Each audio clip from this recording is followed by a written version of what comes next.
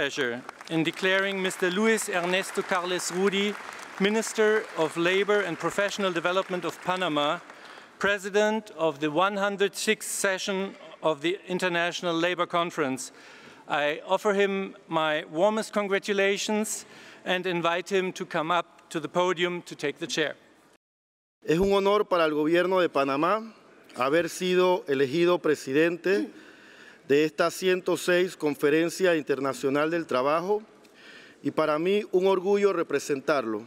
Climate change is real and is the result of human activity, and that the overwhelming proportion of that activity is work or is work-related.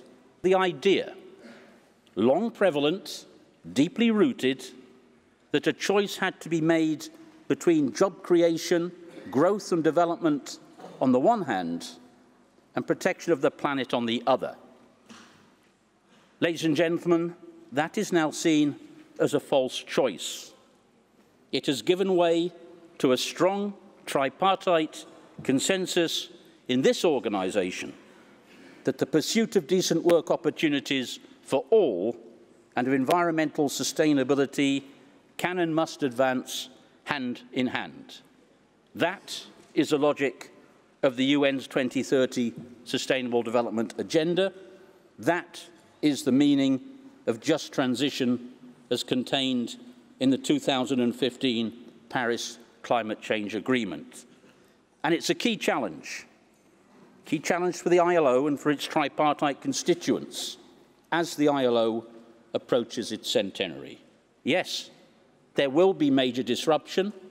Yes, jobs will be lost as well as gained, and the new ones will not always be available to the same people in the same place at the same time as the jobs lost, and nor will they necessarily require the same skills. And all of this is to say that the decent jobs of the future will not be green by definition, they will be green by our design. We need the right policies to make transition happen and to make it just. And like any other process of change at work, that will require the combined efforts of government, of employers, and of workers through social dialogue.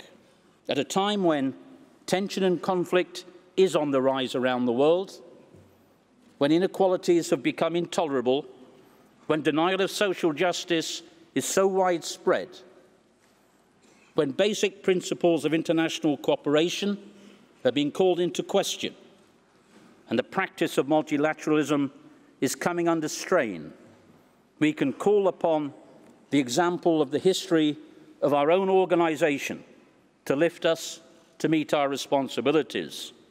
But in the end, the responsibilities are ours. Remember, the ILO was the very first building block in the edifice of the global multilateral system, a system that was later torn apart by the rise of authoritarianism, terror, and war. And yet the ILO survived. It survived because of visionary leaders, but mostly because the cause of social justice is not easily extinguished by the vicissitudes of history, nor the negligence of the disinterested, nor the egoism of blind self-interest.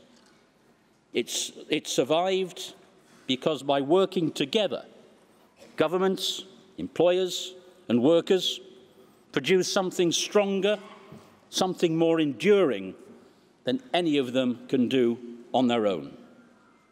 President, there is remarkable resilience in the cause of social justice, and it finds its strongest vehicle in the successful practice of tripartism, which means all of you.